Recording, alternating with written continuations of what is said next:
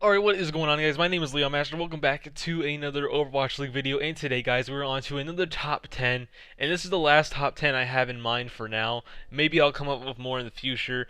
Who knows where that will go. But right now, we are doing the top 10 most improved players in the Overwatch League. This kind of goes with Season 2 and today, and also just in general Season 3 with the beginning and how they are right now. So there's a bit of a mix here because just in general, a lot of players have improved in this season specifically. Now, there's a lot of things that make a player improve, let's be honest, because it's very hard to say a certain player improved when that player went to a better team or the team had a revamp but kept that certain player. Like, for example, Paris Eternal, they were a bad team, they kept some parts and they made them better.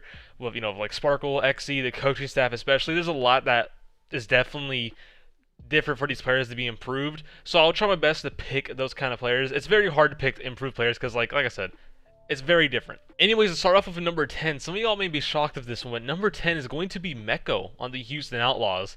Now, he's very low for this reason. The reason why he's very low is because he wasn't awful, obviously, in Season 2, right? There was an argument. If you remember back in, like, Week 1, 2, 3, there was an argument that Mecca was the worst off-tank in the league. I don't know if any of y'all remember that. I sure do. Houston Outlaws was the worst team at the time, next to Boston Uprising.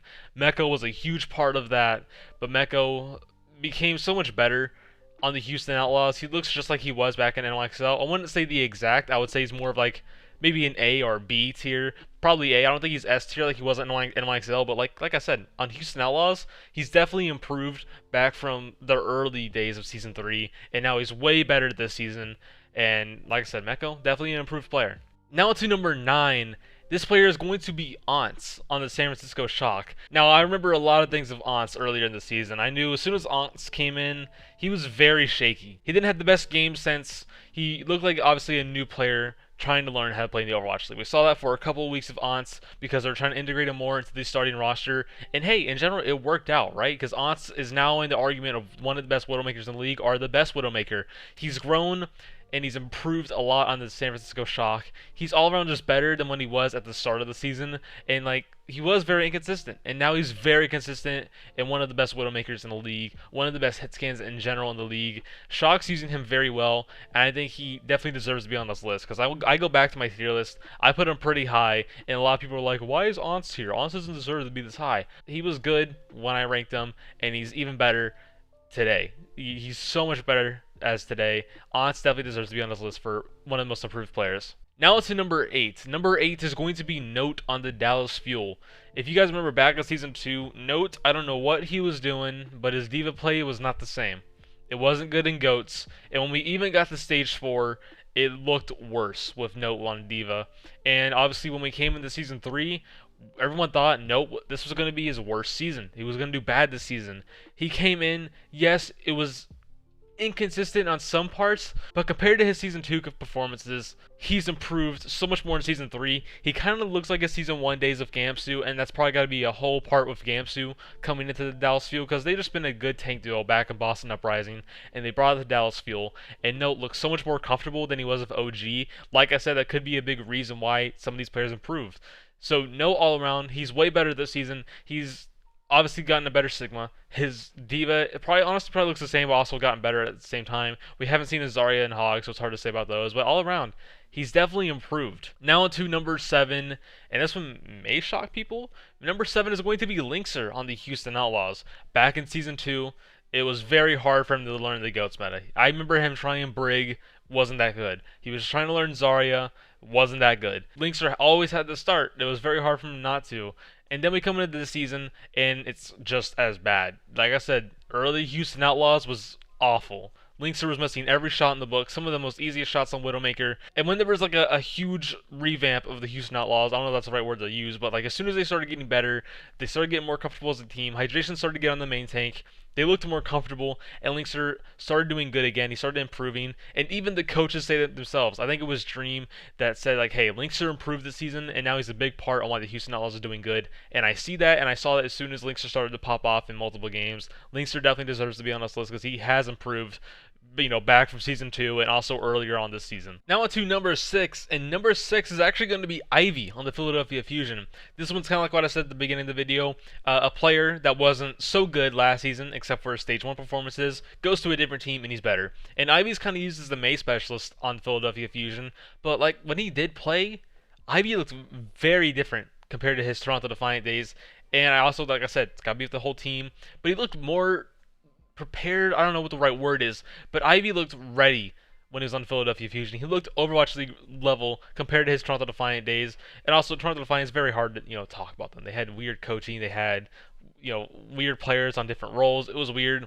Ivy was definitely an underrated player of somewhat on Toronto Defiant, but he comes in the Philadelphia Fusion. We're all wondering why did they sign him, but they used him and they used Ivy very well, and Ivy looks way better this season. Now it's to number 5. Number 5 is going to be Chris on the Florida Mayhem. Now, I know we all talk about how Chris is still the weak link. I would probably say the same thing too. Chris is still probably the weakest link on the Florida Mayhem, but you can't ignore how much he's gotten better compared to Season 2 till now. Obviously, he didn't play Brig that much in Season 2, but his Brig now in Season 3 is his best hero, one of the better Brigs in the league. His Lucio is still kind of shaky, but you can just tell from his main support play it's gotten better as time has gone on at the Florida Mayhem. And he's more of a team player compared to what he was last season. He was all over the place on Florida Mayhem, doing random stuff, random ults. I definitely remember the random ults one for sure. But he's just better this season. He's improved with his ult timing, and you get to see he's always with his team compared to Season 2. It's so much better with Chris we've seen now and Chris we saw last season. Like I said, a lot of these players that I'm listing were at the bottom of tier list, the bottom of everything we'll be talking about, and we come into this season and they've gotten so much better. You can see how much they've improved, and Chris is definitely one of them. Now to number 4. Number 4 is going to be Sato. Now probably people thought I was going to rank him higher, but I'm not. I think there's more players that definitely have improved so much compared to last season. But Sato, another, one of the things where they signed players and they made Sato look better. Funny Astro and Alarm is probably the ones I would probably say the most. Sato is very aggressive, but I checked the VODs again. Like Sato, he's not as aggressive anymore. I think he's learned. I think he's found a balance, if anything, and I think that's all got to be from Season 2. I think he found a balance and he put it into his gameplay until Season 3. And Sato just looks better as a teammate, and he's not as aggressive anymore. You can see he's listening in the comms at what it looks like, and I think you just see that from Sato's gameplay. He's looking very good, and we'll see where it goes even more. I can see Sato continuing to be good, and if not, one of the best. Now on to number 3. I think everyone expected him to be on this list, and number 3 is going to be Nico. He was the worst DPS. I remember us all back in when we had to rank these teams for preseason rankings, we all said Paris has got to survive with Nico till Sparkle, but no, Nico comes in with one of the best mazes in the league. He's just gotten so much better on all the heroes he sucked at back in Season 2. He's just improved so much. It's actually crazy. It's a huge story of the coaches helping Nico go back to his form and just even making him better than his past, if anything. Nico's gotten so much better, and you can see that with everything. You can see that how he plays. And I even played with him in ranked a couple of days ago. I remember back in Season 2, he was so toxic in ranked. But now he's super positive. He's having fun in ranked. It's great seeing Nico. He's winning, and he's improved so much. You could just see it. Now to number 2. People probably expected this player to be on the list too. It is BQB on the Florida Mayhem.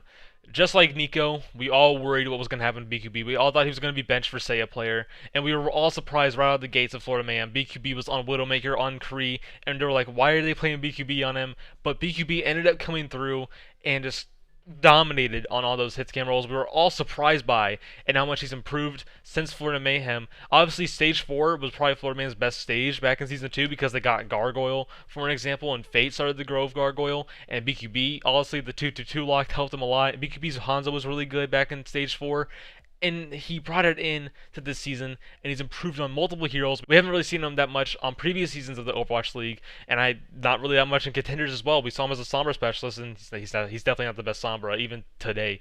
But he's grown so much on the hit scan rolls, it just blew everyone's mind. He's improved so much. It's actually crazy how much he's improved. Now, I do have some honorable mentions. I'm going to make this really quick. I have 2, and the 2 I'm going to list is Wolf and Birdring. The reason Wolf's on here, back in Contenders, I think he was one of the worst off-sports in Contenders, and I was really worried about that when he came into Vancouver Titans. It stayed the same the first couple of games, which is expected. You're coming into the Overwatch League, going to get some high-level players and teams in general. But as time has gone on, as team has gotten more together, Wolf has definitely improved a lot. But the reason he's not on this list as like normally is because we haven't seen him as much as compared to all these other players. I just want to put him as an honorable mention because I can see he's improved, but I want to wait till the season's fully over or next season. Then after the other honorable mentions, Birdring. Just a little thing I want to talk about. I wouldn't say it's as much as these other players. Just Birdring back in season 2 and kind of one-ish. He was so inconsistent, but season 3 he fixed it. He's probably one of the best players on the LA Gladiators next to Space. He's super consistent now. That's all I gotta say of Birdring. Now on to number 1. I gotta say, by the way, the top 5 was really hard. Just by the way, I just want to get that out of the way. Number 1 is going to be Ben Best on the Paris Eternal. I think Ben Best, when it came to Paris Eternal last season, you either looked at Nico or Ben Best as the worst players, or one of the worst players on Paris Eternal. But obviously, all Paris Eternal was bad. You know, they had bad off sports, Cruz wasn't good, DPS was all over the place. Ben Best, Finzi, there's so much wrong in Paris Eternal last season. I don't want to go on a rant. But Ben Best, his play has changed as well a lot. We all expected, at least myself, we all expected No Smite to start over Ben Best. That's how bad he was compared to obviously No Smite in season 2. But Ben Best came in. The coaches definitely helped him out a lot. Ben Best was just always hitting shift, always going in. He was crazy with it, but he's now, like I said with Sato, he's found a balance, and he's doing very good, and he's very confident in his team. If you remember from season 2, if Ben Best wanted to go aggressive, the team wouldn't follow up. You can see that a lot in the Paris Eternal now, in their season 3 play. Ben Best wants to make a move, he goes for it, his team follows up, how aggressive they are. XD, Sparkle, they all come in with Ben Best. It just fits with Ben Best, and Ben Best all around. You can just, like I said, you could tell the coaches have helped him so much, and his play has gotten so much better. It's a great story for Ben Best, and it's just a great story for Paris Eternal players who have been there since season 2. Nico and Ben Best are one of the biggest ones. But yeah, guys, that's going to be it with all the players I'm listing. That's the 10 players that I think have improved the most. There's definitely a lot other ones that you guys can definitely talk about. There's for sure many. But these are the 10 that really spoke out to me the most, especially the top 5. It was very hard to rank those guys. I just think the Paris Eternal players definitely deserve to be on this list, especially Nico and Ben Best. Those guys deserve it. Anyways, guys, that's going to be for me. I hope you guys enjoyed. Don't forget to join my Discord down below. Also, don't forget to follow my Twitter and my Twitch. And don't forget to hit that bell. And don't forget to leave a like, comment, and subscribe down below. And I'll see you guys on the next one.